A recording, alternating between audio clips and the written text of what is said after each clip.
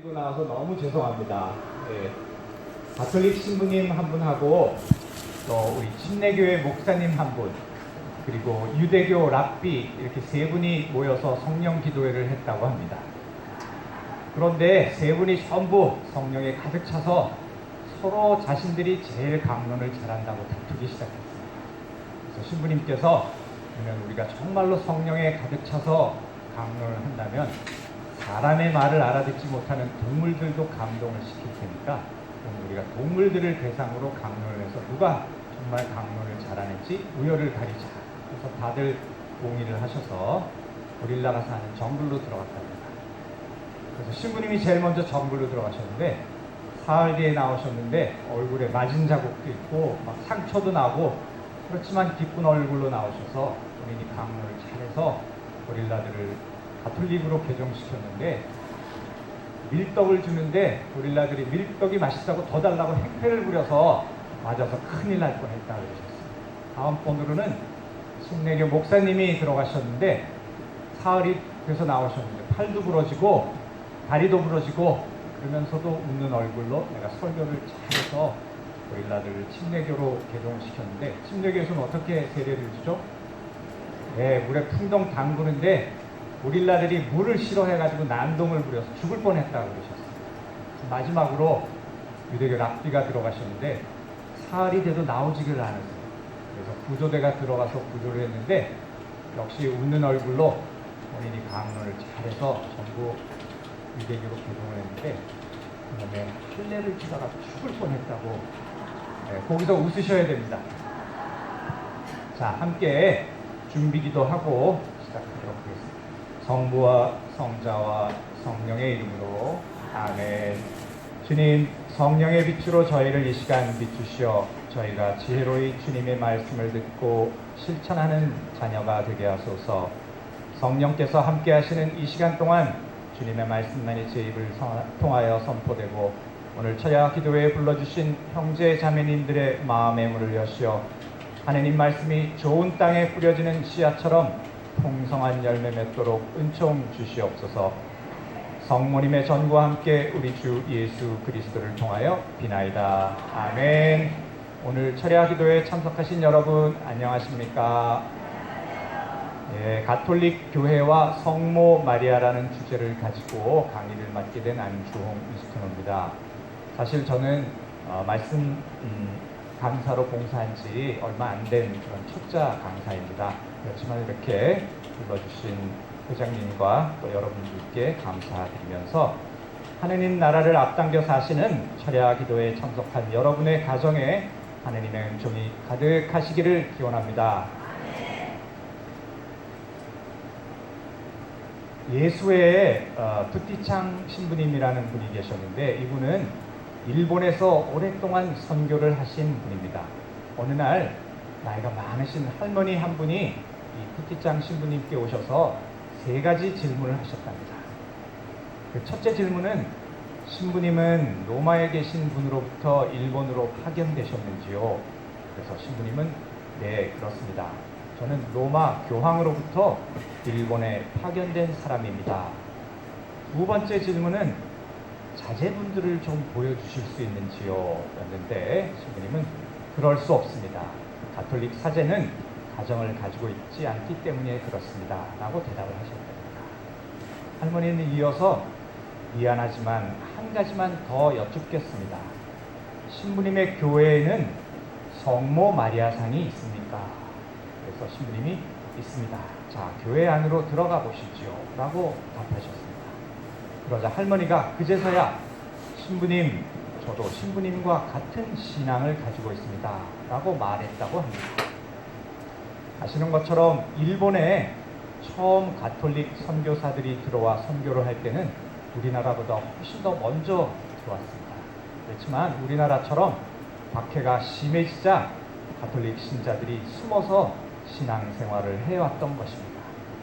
그러다가 다시 일본에 선교사가 들어오는 것이 허락이 되었을 때는 수많은 개신교 선교사들이 함께 활동을 하고 있었던 것입니다.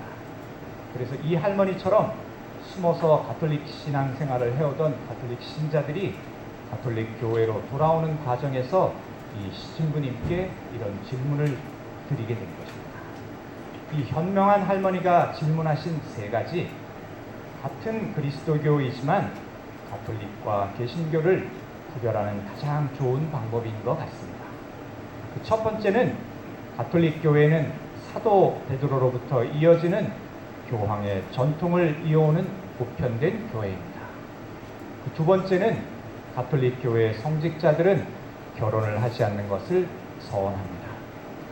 그리고 그 세 번째가 개신교에서 가장 오해가 많은 부분인데 바로 성모 마리아에 대한 가톨릭 교회의 공경, 다시 말해서 성모 마리아에 대한 가톨릭 교회의 신심인 것입니다. 가톨릭 교회에서만 볼 수 있는 것이 성모상이며 이 성모님을 공경하는 가톨릭 교회를 마리아교라고 오해하고 비난하는 것입니다. 그래서 저는 오늘 이 시간 여러분과 함께 가톨릭 교회의 가르침과 그리고 또 살아서 숨쉬는 말씀 안에서 성모 마리아님에 관하여 함께 묵상을 나누고자 합니다. 괜찮으시겠습니까? 예. 우리가 성모 마리아님을 묵상하면 성모님의 세 가지 모습을 생각하게 됩니다. 오늘은 전부 3자로 나가네요. 그죠? 예. 첫 번째는 성모 마리아는 가톨릭 교회 안에서 구원된 인간의 전형을 보여줍니다. 두 번째는 우리 신앙의 모범이시고 예수님 제자의 원형이신 성모님을 묵상할 수 있습니다. 세 번째는 하느님의 모성인 성모 마리아님을 함께 묵상하도록 하겠습니다. 좀 어렵게 들리시겠지만 하나하나 차분차분히 나가보도록 하겠습니다. 가톨릭 교회의 전통을 살펴보면 에페소 공회에서 처음으로 마리아에게 하느님을 낳으신 분이라는 칭호를 붙였다고 합니다. 에페소가 어떤 곳인지 기억나십니까? 예. 사도행전 19장과 20장을 보면 에페소가 어떤 곳이었는지 알 수 있습니다. 에페소는 사도 바로가 두 번째 선교 여행을 떠나 선교를 할 때 큰 소동이 일어났던 곳입니다.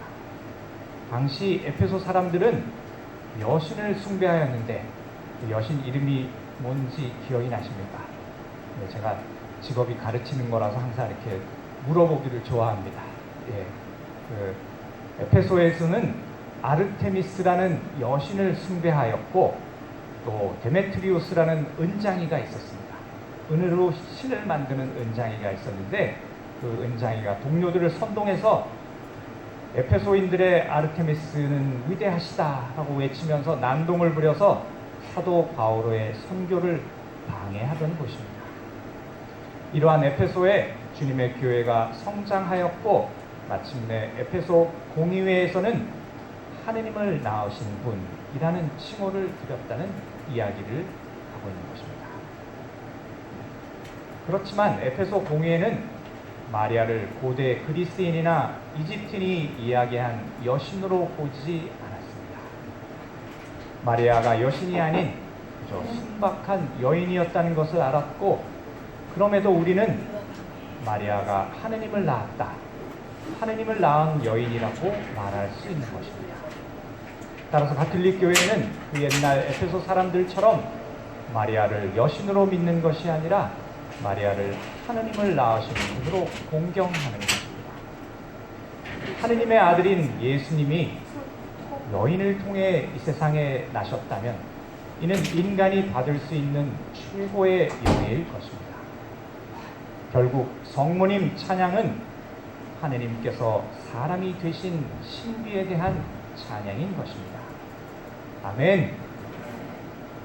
또 우리 가톨릭 교회에서는 6세기부터 8월 15일을 성모 승천 대축일로 정하여 기념하고 있습니다. 완연한 여름에 우리의 구원을 기뻐하는 잔치를 벌이는 것입니다. 우리 한국 가톨릭 교회에서는 2014년에 특별한 일이 있었는데 기억나십니까? 예, 어저께 일도 기억이 잘 안 나는데 3년 전 일을 어떻게 기억하겠느냐? 예, 그러실 수 있습니다. 하지만 잘 생각해 보시면 기억하실 수도 있습니다. 예, 2014년 특별히 프란치스코 교황님을 모시고 광복절에 1500년 전통을 이어내려오는 성모 승천 대축일을 지냈습니다. 성탄과 부활, 그리고 1월 1일 천주의 성모 마리아 축일, 그리고 8월 15일 성모 승천 대축일은 신자가 참여해야 되는 의무 축일이기도 합니다. 요한복음에서 최후의 순간을 맞이하시는 예수님께서 사랑하시는 제자에게 이분이 내 어머니시다라고 하십니다. 그 순간 이후로 성모님은 예수님을 따르는 우리 모두의 어머님이 되신 것입니다. 우리 모두의 어머니를 위로해 주시는 성모님이시며 어머니로 살아가는 이 생의 어려움을 이해하시고 또 따스한 손길로 만져주시는 성모님이십니다. 아멘. 1950년에는 우리나라에 전쟁이 있었지만 교황 비오 12세는 성모 승천을 교리로 선포하였습니다. 원죄 없으신 하느님의 어머니이시며 평생 동정이신 마리아께서는 지상 생애의 여정이 끝난 다음 그 영혼과 육신이 천상의 영광 안에 받아들여지셨다라고 교황님께서 선포하셨습니다. 여기에서 선포된 성모님에 대한 가르침은 우리에게도 똑같이 적용되는 것입니다. 우리가 세상을 떠날 때 우리의 영혼과 육신이 함께 하느님께 간다는 것과 온전한 인간으로 하느님의 영광 안에 받아들여진다는 것입니다. 예수님의 죽음과 부활을 통해 우리에게도 의심할 여지가 없는 사실이 된 것입니다. 이는 가톨릭 교리서 966항에 잘 나타나 있습니다. 하지만 성모님의 승천과 예수님의 승천에는 차이가 있습니다. 한자로는 다 하늘에 오른다라는 뜻으로 승천이라고 말을 하지만 영어로는 성모님의 승천과 예수님의 승천에는 서로 다른 단어를 씁니다. 예수님의 승천은 ascension이라는 단어를 쓰는데 이는 올라가다, 높이 오르다, 능동으로 스스로 올라가다라는 의미가 있습니다. 이와는 달리 성모님의 승천에는 assumption이라는 단어를 쓰는데 이는 수동의 의미로 천사에 의해 들려 올려지다라는 의미가 있습니다. 성모님의 승천의 표상은 우리를 죽음의 두려움에서 벗어나게 할 수 있습니다. 우리는 죽어서 어둠이 아니라 하느님의 영광으로 들어간다는 희망을 가질 수 있는 것입니다. 성모 마리아처럼 천사들에게 들려 하느님께 인도되는 것입니다. 성모 승천은 우리의 몸이 존귀하다는 것을 우리에게 알려주십니다. 우리의 몸은 부활의 부르심을 받은 것입니다. 그래서 우리는 우리의 몸을 중요시하고 소중히 대해야 합니다. 요즘 저희 집사람은 가끔 거울을 보면서 혼잣말로 아이고 이 주름 좀 봐, 어디 가서 주사라도 맞아야 되는 거 아닌가 하고 말합니다. 지하철을 또 타고 다니면서 눈에 띄는 광고는 무슨 성형이라고 해서 수술 전, 수술 후 사진들을 붙여놓고 광고를 하는 것을 보게 됩니다. 그리고 또 제가 가르치는 여학생들이 방학 후에 몰라보게 달라진 모습을 하고 인사를 하면 당황하면서 인사를 받기도 합니다. 너무나 쉽게 자신의 이미지를 더 보기 좋게 바꾸고 싶다는 생각에 성형수술을 하는 것은 아닌가 하는 생각이 듭니다. 우리가 신앙인으로 우리의 몸을, 우리의 모습을 소중히 여긴다면 다시 한번 생각해 보아야 할 것입니다. 우리 모두가 부활하여 하늘에 올라가서 예수님을 뵐 때 성형수술을 너무 잘해서 예수님이 우리를 못 알아보신다면 큰 낭패겠지요. 우리의 몸이 지금 완전하지 못하다 해도 하늘로 올림을 받은 마리아의 몸을 통해 우리의 몸이 존귀하다는 것이 드러납니다. 그리스도의 몸으로 변화된 성체를 바라볼 때 우리는 예수 그리스도께서 우리의 몸 또한 가득 채우고 있음을 거울 보듯 환히 보게 됩니다. 그리스도께서 당신의 성령으로 충만히 변화시킬 때 우리의 몸은 마리아의 몸처럼 아름다워지고 하느님의 영광 안에 받아들여지게 됩니다. 아멘. 죽음도 우리의 몸을 어찌하지 못하는데 이는 우리의 변화된 몸은 죽어서 영원히 하느님의 영광 안에 받아들여지기 때문입니다. 아멘. 이것이 바로 성모님의 첫 번째 모습인 구원된 인간의 모습을 미리 보여주는 성모님 것입니다. 아멘. 자, 세 가지 중에 한 가지가 끝났습니다. 두 번째는 우리 신앙의 모범이시고 예수님 제자의 원형이신 성모 마리아입니다. 자, 제가 퀴즈를 또 하나 내겠습니다. 요한복음서에서 예수님의 어머니 마리아가 딱 두 번 등장합니다. 언제 등장하시는지 기억이 나시는지? 네. 한 번은 카나의 혼인잔치이고 또 다른 하나는 십자가의 처형 장면인 것입니다. 다시 말하면 예수님의 공생활의 시작과 마지막 장면인 것입니다. 먼저 공생활의 시작을 성경 말씀으로 읽어드리도록 하겠습니다. 요한복음 2장 1절에서 12절 말씀, 여러분들이 잘 아시는 말씀입니다. 사흘째 되는 날 갈릴레아 카나에서 혼인잔치가 있었는데 예수님의 어머니도 거기에 계셨다. 예수님도 제자들과 함께 그 혼인잔치에 초대를 받으셨다. 그런데 포도주가 떨어지자 예수님의 어머니가 예수님께 포도주가 없구나 하였다. 예수님께서 어머니에게 말씀하셨다. 여인이시여, 저에게 무엇을 바라십니까? 아직 저의 때가 오지 않았습니다. 그분의 어머니는 일꾼들에게 무엇이든지 그가 시키는 대로 하여라 하고 말했다. 거기에는 유다인들의 정결례에 쓰는 돌로 된 물독 6개가 놓여 있었는데 모두 두세 동이 들이었다. 예수님께서 일꾼들에게 물독에 물을 채워라 하고 말씀하셨다. 그들이 물독마다 가득 채우자 예수님께서 그들에게 다시 이제는 그것을 퍼서 가방장에게 날라다 주어라 하셨다. 그들은 곧 그것을 날라갔다. 가방장은 포도주가 된 물을 맛보고 그것이 어디서 났는지 알지 못하였지만 물을 포간 일꾼들은 알고 있었다. 그래서 가방장이 신랑을 불러 그에게 말하였다. 누구든지 먼저 좋은 포도주를 내놓고 손님들이 취하면 그보다 못한 것을 내놓는데 지금까지 좋은 포도주를 남겨두셨군요. 이렇게 예수님께서 처음으로 갈릴레아 카나에서 표징을 일으키시어 당신의 영광을 드러내셨다. 그래야 제자들은 예수님을 믿게 되었다.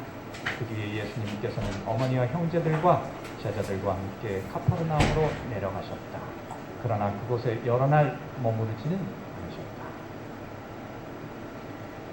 우리가 잘 알고 있는, 그리고 묵주의 기도의 빛의 신비 2단에 나오는 이 카나의 혼인잔치에서 예수님의 어머니 마리아는 중요한 역할을 합니다.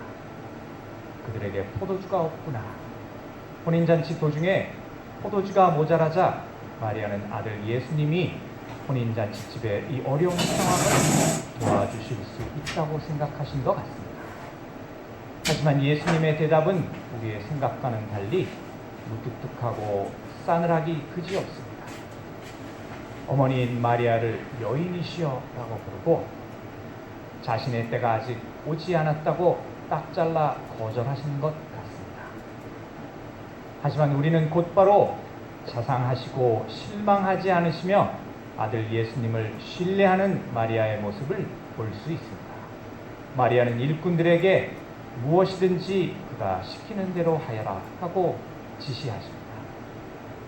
마리아는 아들 예수님의 뜻을 존중하고 따르면서 궁지에 처한 잔칫집을 도와주도록 예수님께 청하신 것입니다. 그러므로 마리아는 예수님의 구제 행위의 하나인 중재 역할을 하신 것입니다. 우리 신앙의 모범이신 마리아를 뵙게 되는 것입니다. 저는 7남매의 막내로 태어나서 항상 어머님이 걱정하시던 늦둥이로 자랐습니다.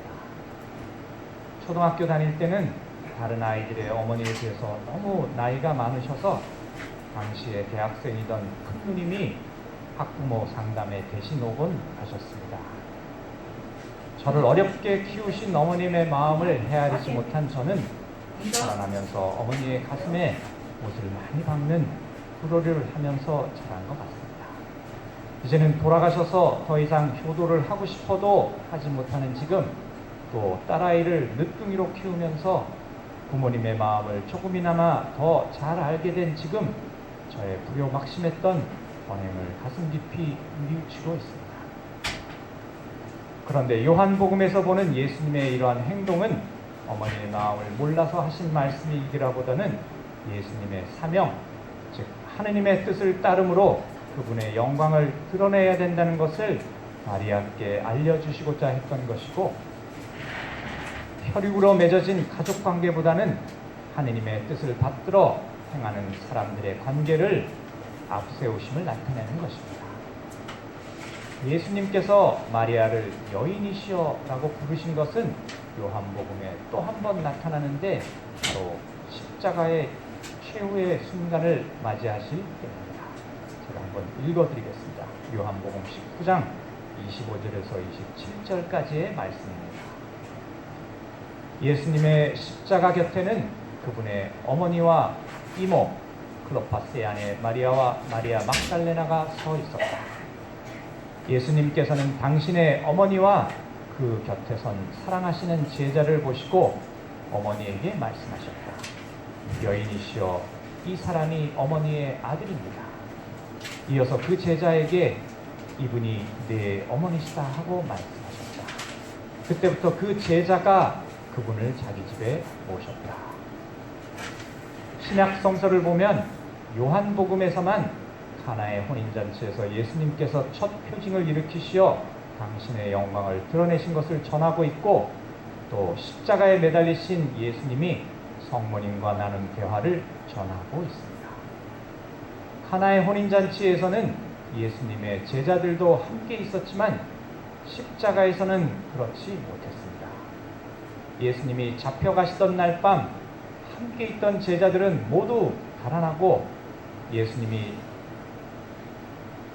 닭이 2번 울기 전에 3번이나 예수님을 부인했던 베드로도 예수님의 최후의 순간 자리를 지키지 못했던 것 같습니다.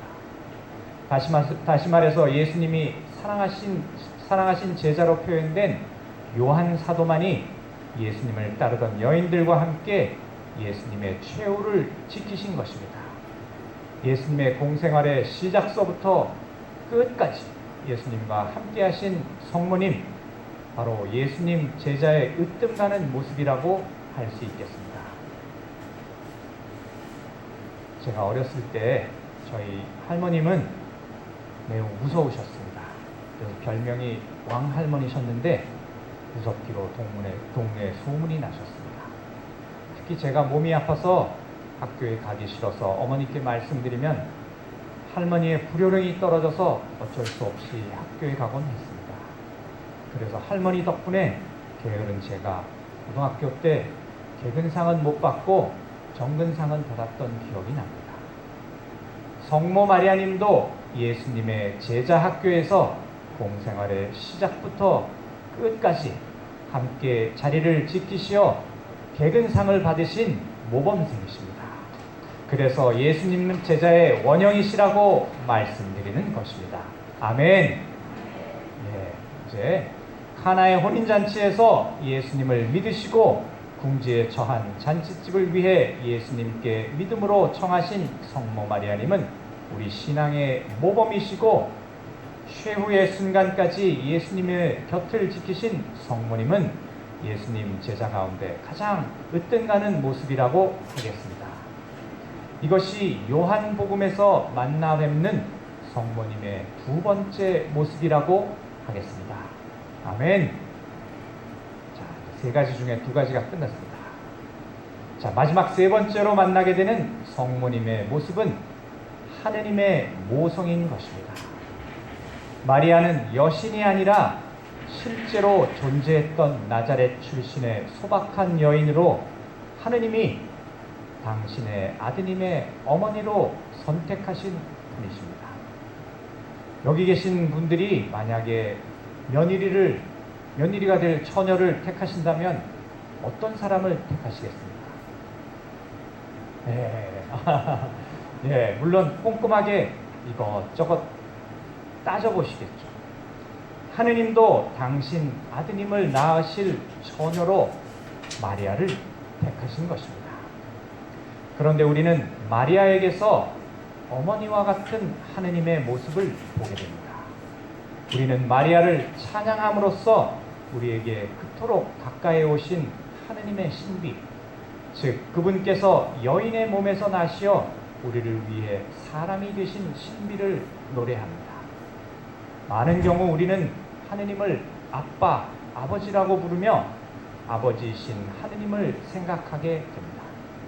하지만 어머니처럼 다정하고 자애로운 하느님에 대한 표상으로 본다면 그분의 여성적인 측면이 눈에 들어옵니다.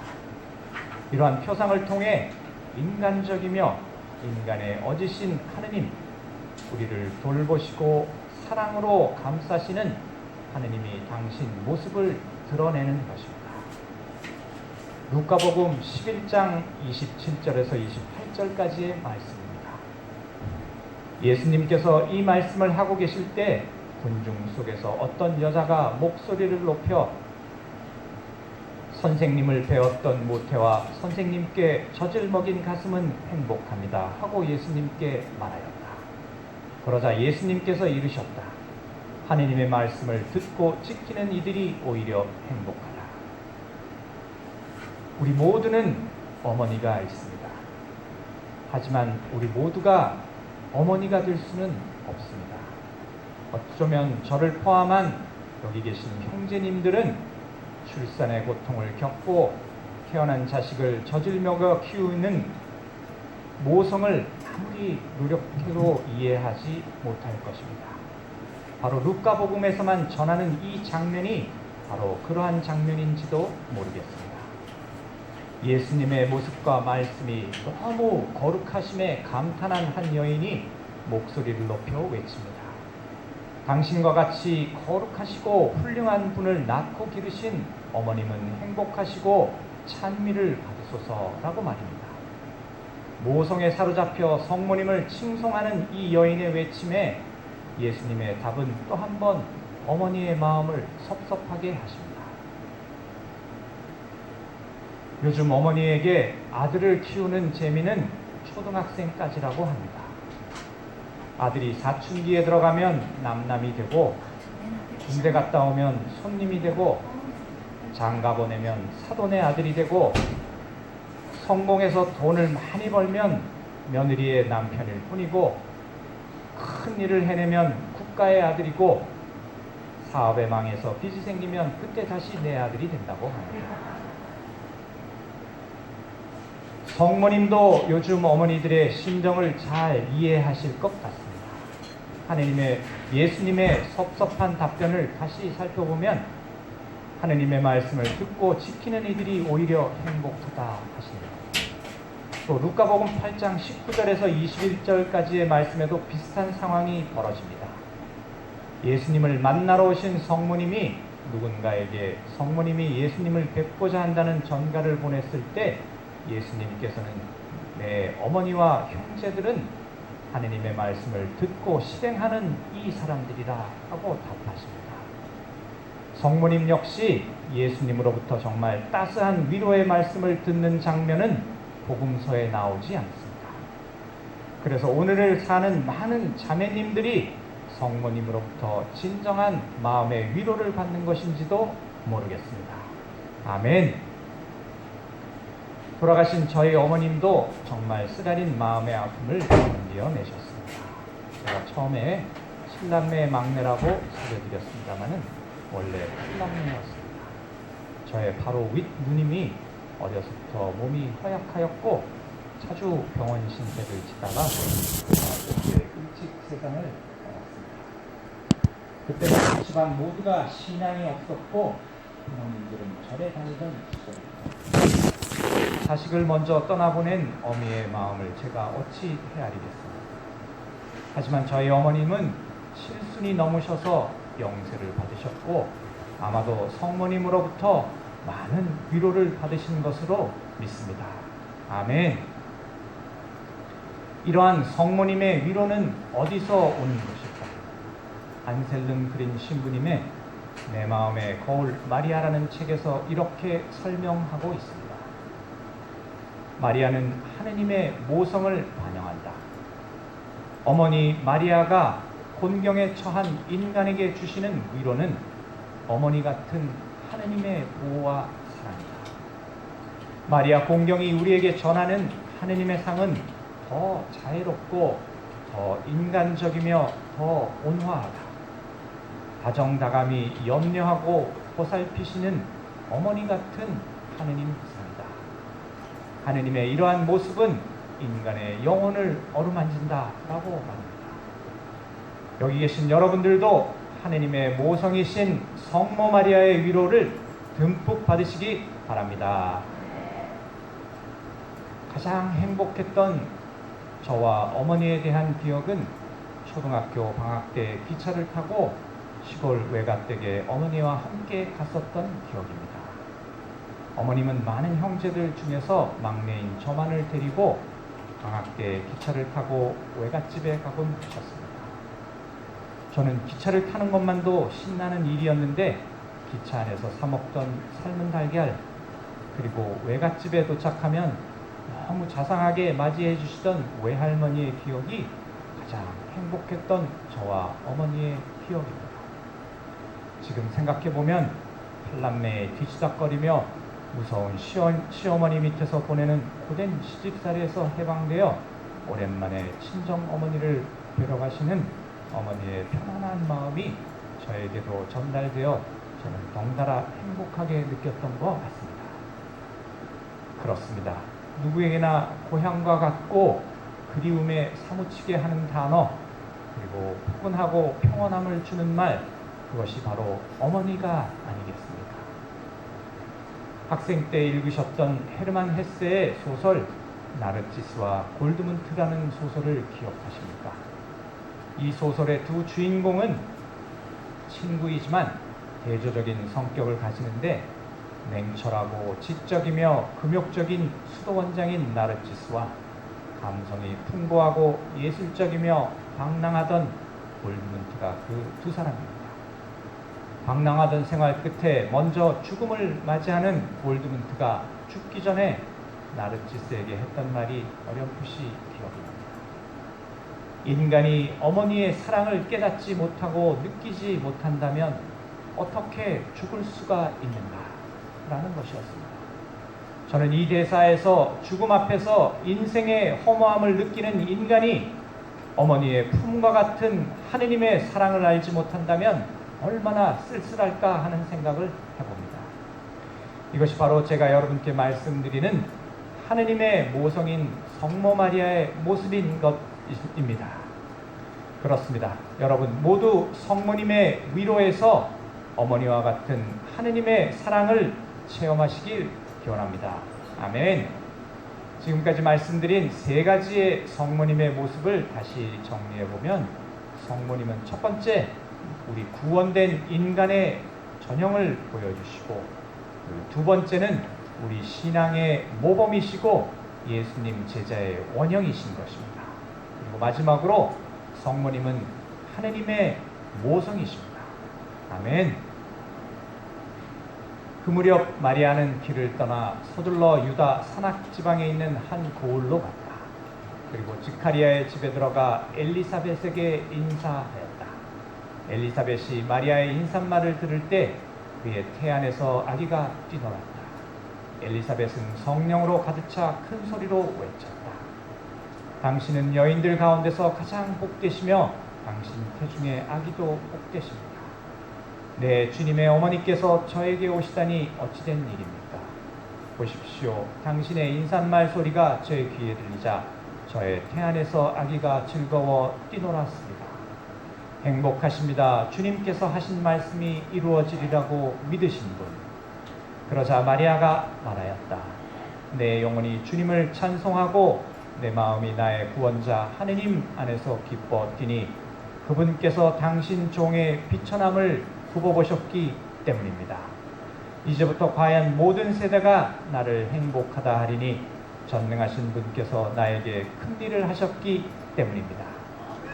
그분의 이름은 거룩하고 그분의 자비는 대대로 당신을 경외하는 이들에게 미칩니다. 그분께서 당신 팔로 권능을 떨치시어 마음속 생각이 교만한 자들을 흩으셨습니다. 통치자들을 왕좌에서 끌어내리고 비천한 이들을 틀어 높이셨으며 굶주린 이들을 좋은 것으로 배불리시고 부유한 자들을 빈손으로 내치셨습니다. 당신 자비를 기억하시어 당신 종 이스라엘을 거두어 주셨으니 우리 조상들에게 말씀하신 대로 그 자비가 아브라함과 그 후손에게 영원히 미칠 것입니다. 마리아는 석 달가량 엘리사벳과 함께 지내다가 자기 집으로 돌아갔다. 성모승천 주일에 공독되는 복음인 루카복음 1장 39절에서 56절까지의 말씀이었습니다. 하느님 말씀에 전적으로 순종하신 마리아께서 고령임에도 불구하고 임신한 엘리사벳을 방문하는 장면입니다. 마리아는 왜 그 산골 마을까지 여행을 한 것일까요? 마리아는 왜 그 산골 마을까지 여행을 한 것일까요? 여러 가지 설명이 가능합니다. 일단 성자처럼 즐겨라라는 책에서 제임스 마틴 신부님은 여러 가지 설명 중에서 한 가지 기쁨을 들고 있습니다. 마리아가 엘리사벳을 만났을 때 그녀의 입에서 처음 나온 말이 한이에 찬 찬송이었기 때문입니다. 내 영혼이 주님을 찬송하고 내 마음이 나의 구원자 하느님 안에서 기뻐 뛰니 라고 찬송하셨습니다. 그렇습니다. 마리아는 행복하셨습니다. 젊은 갈릴리아 여인은 아이를 낳으라는 기대감에 기쁨으로 가득 차 있었습니다. 그래서 그 기쁨을 엘리사벳과 나누고자 방문하셨던 것 같습니다. 그런데 마리아는 단지 자기 자신을 위해서만 행복했던 것은 아닙니다. 마리아는 그 일이 이스라엘에게 그리고 하느님의 백성에게 지니는 의미 때문에 기뻐하셨습니다. 하느님은 고통을 받으면서 사는 사람들의 운명을 돌려놓으셨습니다. 하느님은 가난한 사람들, 어떻게 해서든지 구원을 기다리는 사람들의 울부짖음을 들으셨습니다. 세상 만사가 바른 자리를 찾게 될 것임을 마침내 알게 되었는데 그 누가 기뻐하지 않겠습니까? 그렇습니다. 하느님은 상황을 역전시키시고 우리의 평소 기대를 뒤집으셨습니다. 밑바닥에 있는 사람들을 맨 위로 올라오게 하십니다. 하느님은 당신 백성에게 하신 약속을 지키십니다. 그래서 가난한 여인인 마리아는 기쁨에 넘쳐 하느님이 이루신 일들을 찬양하는 것입니다. 그러니 여러분들도 주님 안에서 늘 기뻐하십시오. 거듭 말합니다. 기뻐하십시오. 필립비서 4장 4절의 말씀처럼 성모 심신은 무겁고 엄숙하고 침울한 영성이 아니라 기뻐하며 그 기쁨 안에서 하느님께 감사를 드리는 영성인 것입니다. 우리가 오늘을 사는 것이 우리가 가게 될 천국을 준비하며 사는 것이라면 이 세상에서 기쁨, 유머, 웃음을 누리는 것이 영원한 행복을 준비하는 한 가지 방법인 것입니다. 그러니 즐겁게 사십시오. 당신을 통해 기쁨을 찾으시는 하느님과 함께 웃으십시오. 성모님을 통해 기뻐하십시오. 여러분의 기쁨이 여러분 가정의 기쁨이 되게 하시고 여러분의 기쁨이 이 기도회의 기쁨이 되게 하시고 여러분의 기쁨이 본당 공동체의 기쁨이 되도록 생활하시기 바랍니다. 아멘. 영광이 성부와 성자와 성령께 성같이 이소합니다. 영원히